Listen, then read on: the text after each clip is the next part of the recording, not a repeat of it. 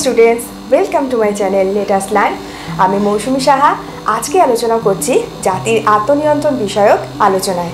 যদি তোমাদের ভিডিওগুলি ভালো লাগে তাহলে অবশ্যই লাইক, শেয়ার এবং সাবস্ক্রাইব করবে। তো চলো সময় নষ্ট না করে শুরু করা যাক। 1772 খ্রিস্টাব্দে পোল্যান্ড দ্বিখণ্ডিত হওয়ার সময় থেকে জাতির আত্মনিয়ন্ত্রণের অধিকার অর্থাৎ the right to self determination তত্ত্বটির সূত্রপাত ঘটে এবং ঊনবিংশ শতাব্দীর মধ্যভাগে আত্মনিয়ন্ত্রণের অধিকার নীতিটি জনপ্রিয়তা লাভ করে। এক কথায় বলতে হয় যে প্রত্যেক জাতি স্বাধীন ও স্বতন্ত্র রাষ্ট্র গঠন করার অধিকারকেই জাতির আত্মনিয়ন্ত্রণের অধিকার বলা হয়।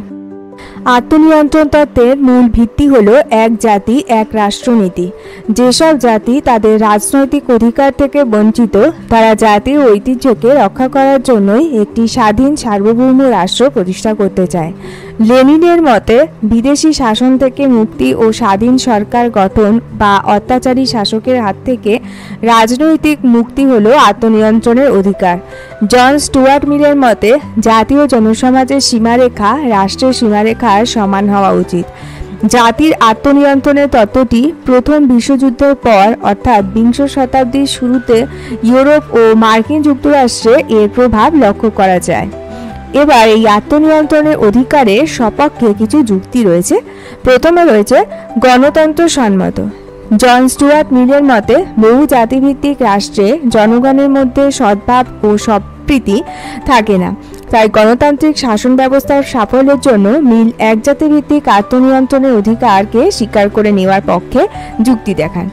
বহু জাতিভিত্তিক রাষ্ট্রে স্বাধীন রাজনৈতিক প্রতিষ্ঠান কখনোই গড়ে উঠতে পারে না। পরবর্তী যে যুক্তিটি হয়েছে সেটি হলো জাতীয় গুণাবলী বিকাশের সহায়ক। প্রতিটি জাতির নিজস্ব সংস্কৃতি, প্রতিভা, ঐতিহ্য প্রভৃতি থাকে। একটি রাষ্ট্রে বহু জাতি থাকলে সংখ্যালঘু জাতিগুলির গুণাবলী বিকাশের যথাযোগ্য ব্যবস্থা করা হয় না। এর ফলে শান্তি, সংহতি ও জাতীয় অগ্রগতি ব্যাহত হয়। পরবর্তী যুক্তিটি হলো নৈতিকতার যুক্তি। নৈতিক দৃষ্টিকোণ থেকে বলা যায় যে প্রতিটি জাতির স্বাধীনভাবে নিজ নিজ ভাগ্য নির্ধারণ করার অধিকার থাকা উচিত।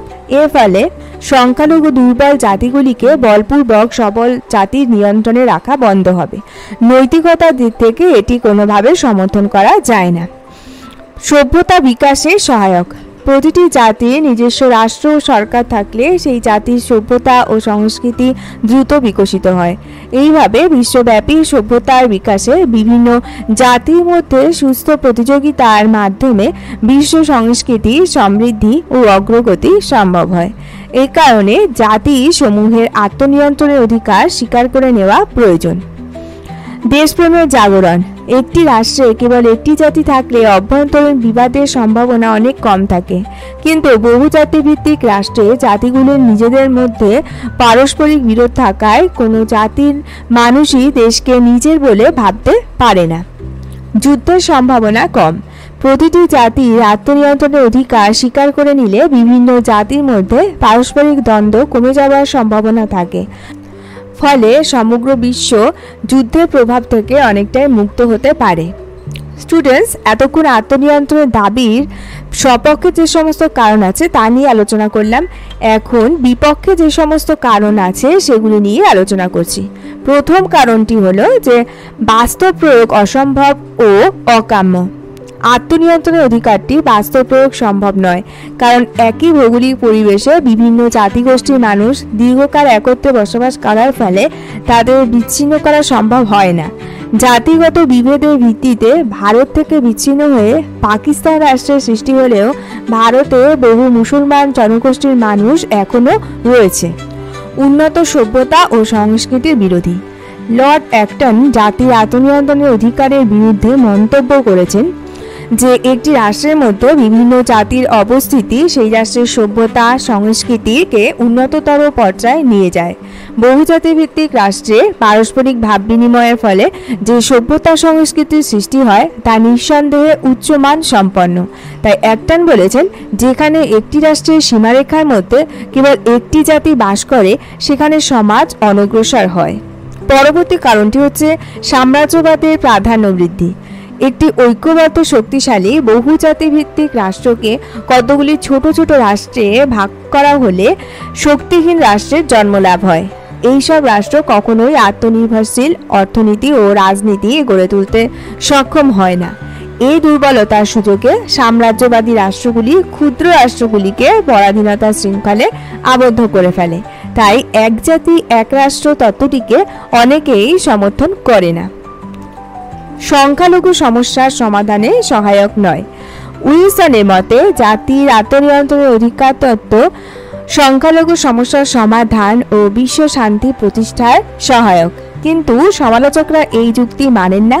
উদাহরণ হিসাবে বলা যায় যে অবিভক্ত ভারত দ্বিখণ্ডিত হলেও ভারত ও পাকিস্তানে সংখ্যালঘু জাতি সমস্যার সমাধান এখনো হয়নি। বিশ্ব শান্তি প্রতিষ্ঠা অসম্ভব। জাতি আত্মনিয়ন্ত্রণের অধিকার স্বীকৃতি লাভ করলেই বিশ্বশান্তি প্রতিষ্ঠিত হবে এমন কথা বলা যায় না। ভারত বিভাগের পর পাকিস্তান রাষ্ট্র গঠিত হলেও এই দুটি রাষ্ট্রের মধ্যে বিরোধ মাঝে মধ্যেই দেখা যায়। দুটি রাষ্ট্রের মধ্যে যুদ্ধ হতেও দেখা গেছে। ফলে বিশ্বশান্তি প্রতিষ্ঠার চিন্তা ভাবনা অবাস্তবই থেকে গেছে। স্টুডেন্টস, এর থেকে বোঝা গেল যে জাতির আত্মনিয়ন্ত্রণের অধিকারের বিরুদ্ধে বিভিন্ন যুক্তি দেখানো হলেও বর্তমানে এশিয়া, আফ্রিকা ও লাতিন আমেরিকায় আত্মনিয়ন্ত্রণের অধিকার প্রতিষ্ঠার যে সংগ্রাম চলছে তাকে সমর্থন করা অবশ্যই প্রয়োজন। আত্মনিয়ন্ত্রণের অধিকার যখন জাতীয় মুক্তি সংগ্রামের আকার ধারণ করে তখন সেই দাবি অস্বীকার করলে মানুষের গণতান্ত্রিক অধিকারকেই অস্বীকার করা হবে। তো স্টুডেন্টস, এই ছিল জাতির আত্মনিয়ন্ত্রণ বিষয়ক আলোচনা। পরবর্তী ভিডিওতে আমি অন্য আরেকটি বিষয় নিয়ে আলোচনা করব। তোমাদের যদি কিছু জানার থাকে তাহলে আমাকে অবশ্যই কমেন্ট বক্সে জানাবে। নমস্কার।